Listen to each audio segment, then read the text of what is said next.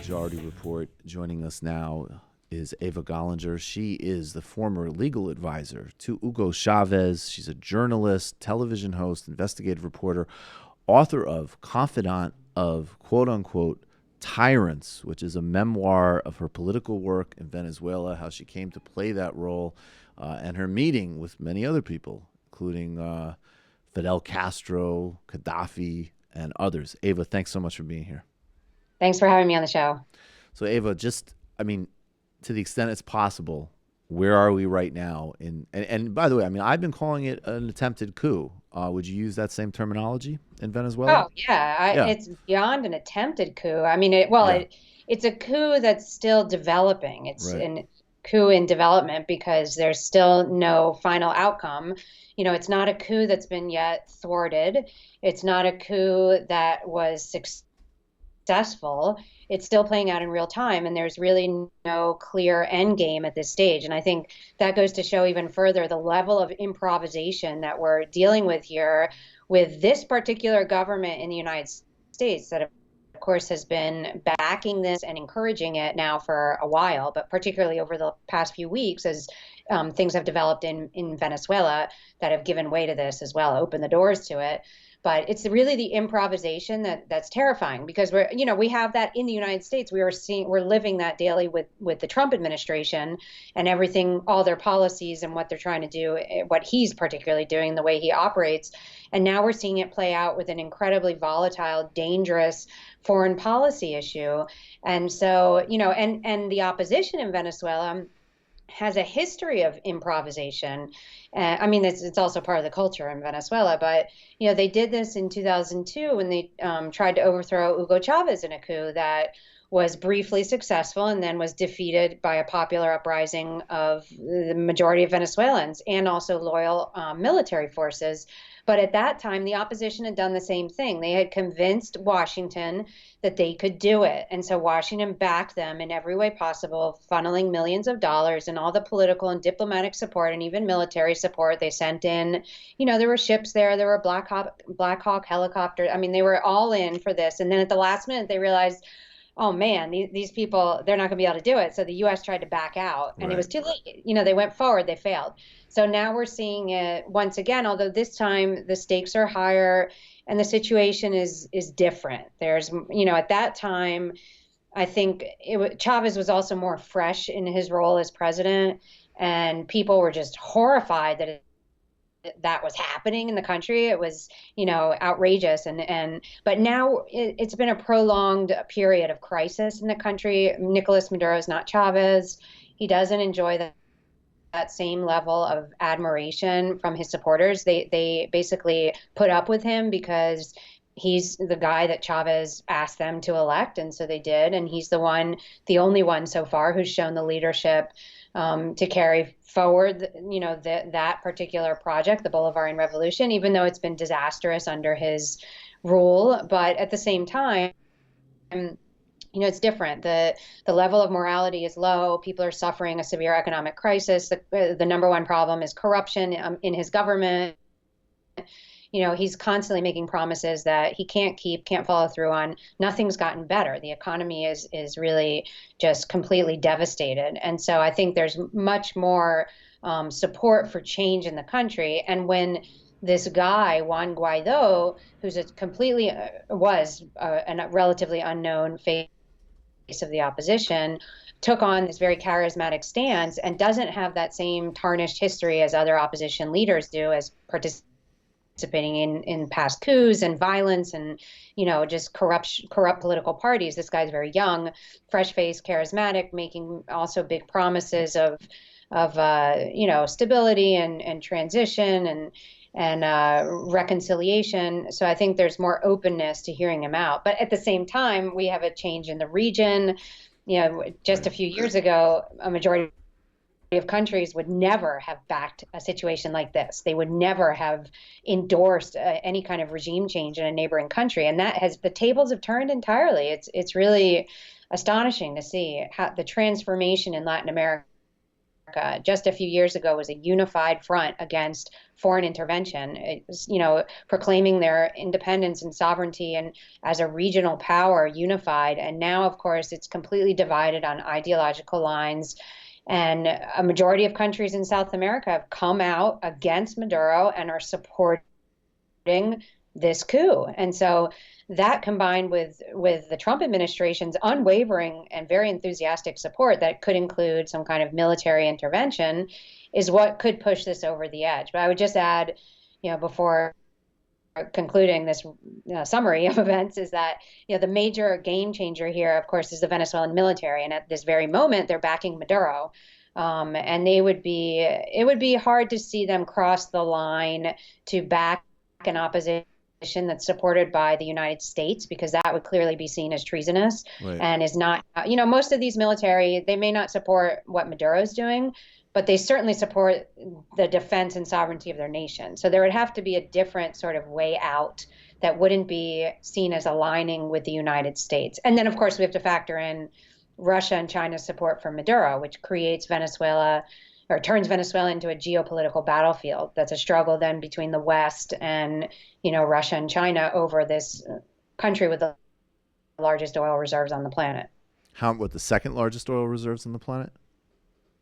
The largest oil reserves. The largest oil reserves on the planet. So okay, well, I want to just for a minute deal with basically the Bolivarian project and the social formation around it. And I like that you outlined it. And again, I keep saying, if ever there was a time to be able to hold multiple thoughts in your head at once, it would be now, obviously, right? So of course there are failings of Nicolas Maduro and of this present government. And there's also massive accomplishments of particularly Hugo Chavez, which we have no discussion of in the United States, right? And obviously during an attempted coup, the primary responsibility of those of us in the United States is to actively and vehemently oppose a coup. And so all of that being said, in terms of the social formation around Maduro, you talked about obviously the popular surge that protected Chavez from the Bush 2002 coup. I've heard, and I'm talking to you because you're a source I trust, right? There's a lot of sources I don't even know enough to trust or not trust, frankly. But one of the things I've heard is that, unlike in previous efforts, there are poorer parts of Caracas, as an example, places where the traditional social base of this of Bolivarian politics have rallied before to defend this project from foreign intervention and domestic oligarchs, but that there's actually some of those demographics are rising up as well because things have been so bad. And I guess I have a two-part question. One, is that true? And secondly, what is the combination here of internal failings versus just the relentless U.S. pressure of sanctions and investment in opposition as well? What's the kind of fusion of innate failings versus ongoing relentless U.S. interference? This is really a type of what you would call low intensity warfare or asymmetric warfare. It's been going on for a long time. That does not discount the role that the government itself has played in their own dysfunctional policies and their, allowing corruption to basically become a malignant force within the government. But at the same time, there's no question.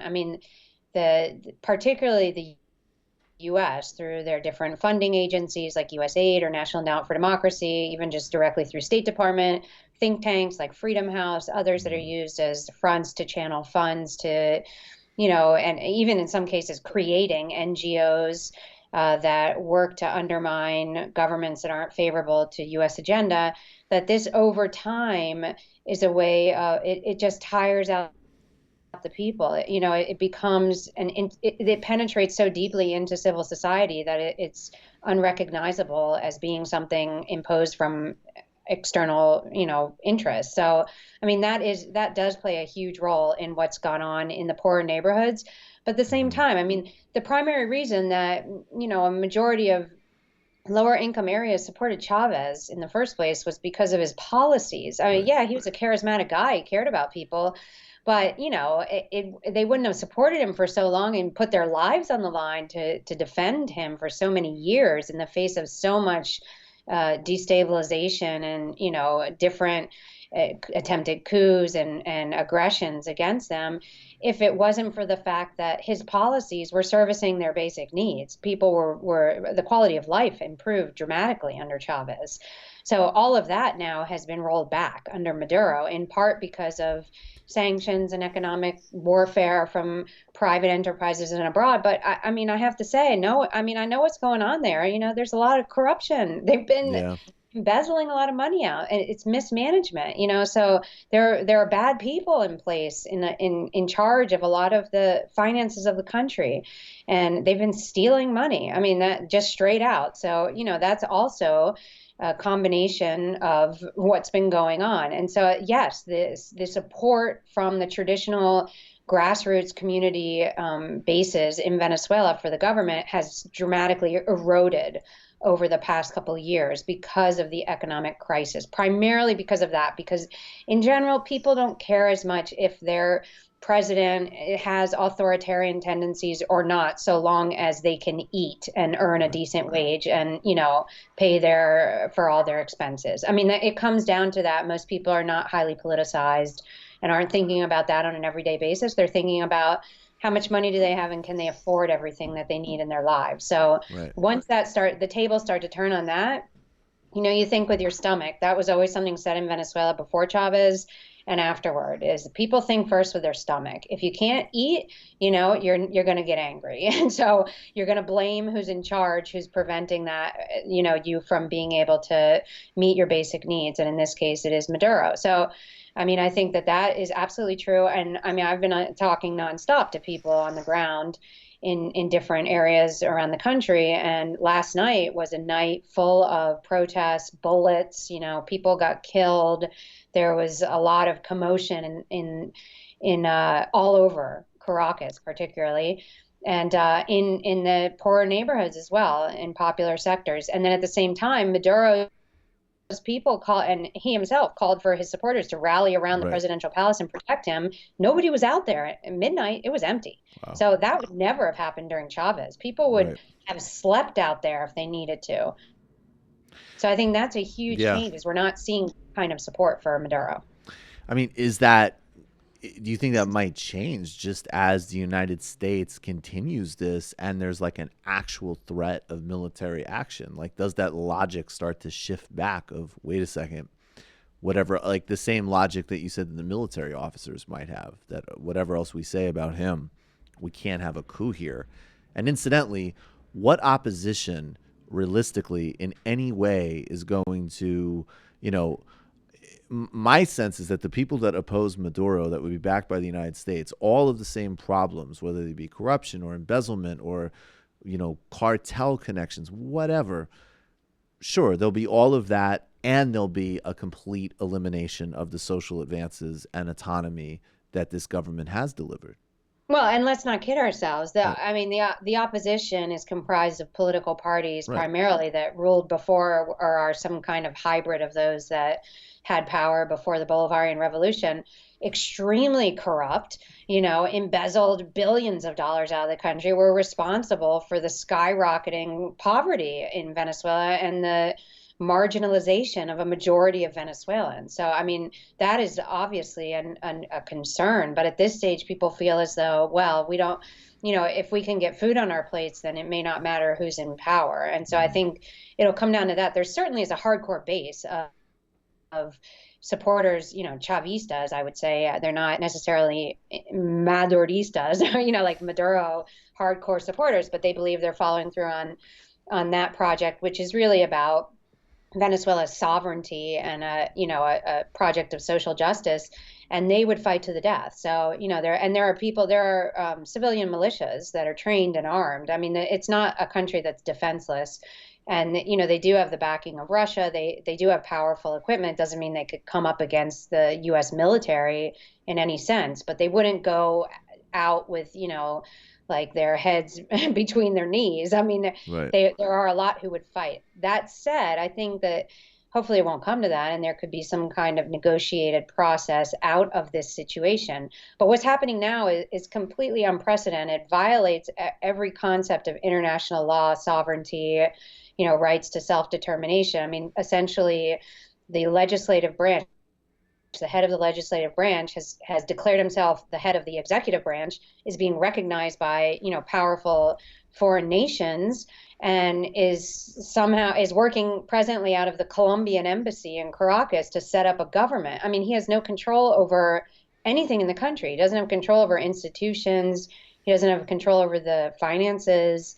So he doesn't have control over the oil industry. So that it comes down to, what is the next step here? This is all developing in real time and seems highly improvised, and it doesn't seem as though they really have a clear path forward. If they think that Maduro is going to just walk out of the presidential palace, I would say, I mean, I could be wrong, things could change, but as it stands right now, I just do not see that happening. I mean, obviously, they've been trying to instigate something for quite some time, right? I mean, and going back, of course, I mean, Bush through Obama, you called it the high intensity and the economic warfare against Venezuela. But specifically with Trump, I mean, that was one of the reasons that that ridiculous John Oliver commentary on Venezuela that was such nonsense from a year or two ago, because he was dismissing the idea that the Venezuelan government was putting forward of U.S. interference, literally at the same time that Mike Pompeo, when he was head of the CIA, was actually publicly saying this. And of course, Trump has said any number of things threatening Maduro and Venezuela publicly. And I think on some level, I mean, obviously there's a bigger history behind this, but I'm like, I mean, this might be the time to instigate this because the government shutdown strategy is totally failing, right? Like, that really is the level of just total nonsense we're dealing with in terms of Trump, in addition to like the traditional U.S. interests that would, and have instigated like over 40 something coups in Latin America in the last, couple of dozen years.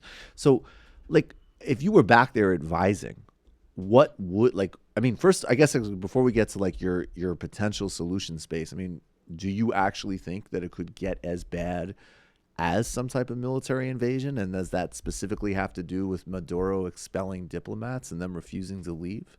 Well, there could be a standoff. That certainly seems like a provocation on the part of the United States to, refuse to obey the. I mean, that's international law. That's the Vienna Convention on diplomatic and consular relations, that every country has the right to make that kind of decision. That's a sovereign right. At the same time, the U.S. Embassy in Caracas, the U.S. residence in Caracas for its diplomats, those are sovereign territories of the United States. That's how it works. So, like, Venezuelan forces can't go into those spaces and forcibly remove them. I don't think that they would do that anyway. I think it would just be a very volatile standoff. However, if they were to be provoked and something were to happen, I foresee a Grenada type situation where the U.S. would then say, we have to go in and rescue our people, so we're bringing in the Marines. And that could open the door, or they could do it with special forces. I mean, Colombia is right on the other side of Venezuela's border. They have a massive military presence, particularly of special forces in Colombia and U.S. military bases. So, this has been the U.S. has been preparing for a regime change in Venezuela now from the time pretty much the coup failed against Chavez in 2002. It's a state policy. It's not partisan. Right. It's bipartisan. So this is just a culmination. I think that, as we're seeing with most of the Trump administration, Trump particularly himself, he's just sloppy with his agenda. He just blurts it out. I mean, most of them would have kept it sort of under wraps. This is what we're doing. They've just been open and notorious about, we want regime change, and Trump himself has said now at least 3 times publicly that he's considering a military option in Venezuela. So there's really no clear indication of how that would play out. except for the fact that it would be extraordinarily dangerous and messy and would probably result in a bloodbath. I mean, what else is going to happen? Right. What good has Of come of course. any U.S. intervention anywhere in the world? And then if Maduro and his inner circle decide to bunker down as they're doing so far, I mean, then we're looking at a similar, like an Assad situation, like in Syria.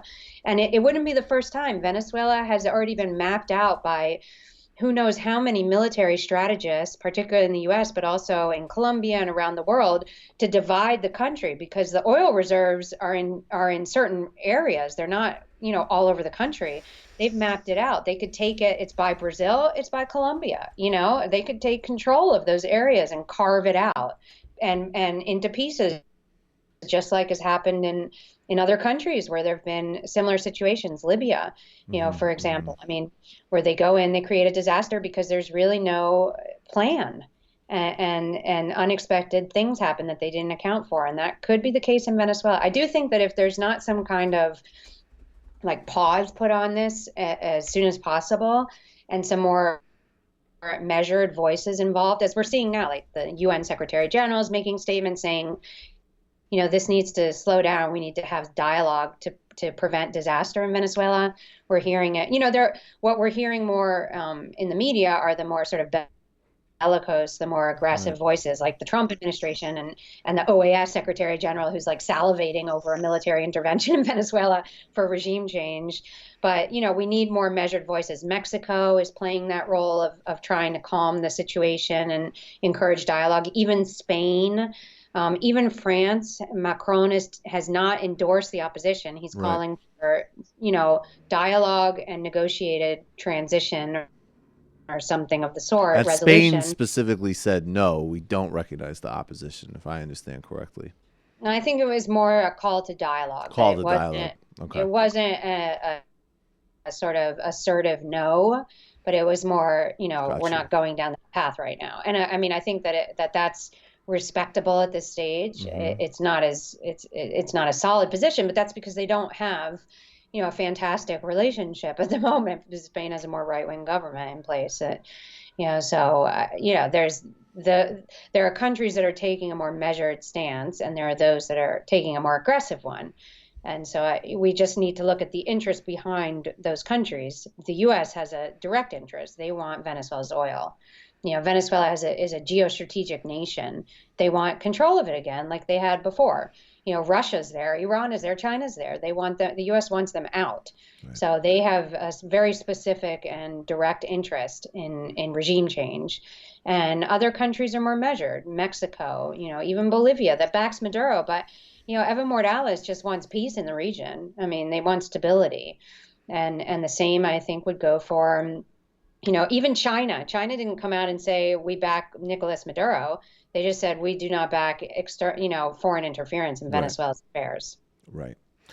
Well, Eva Golinger, I really appreciate your time as always. I recommend that everybody who uses Twitter as an example be following Eva, because this is a main source for understanding what goes on. We're going to talk more about this in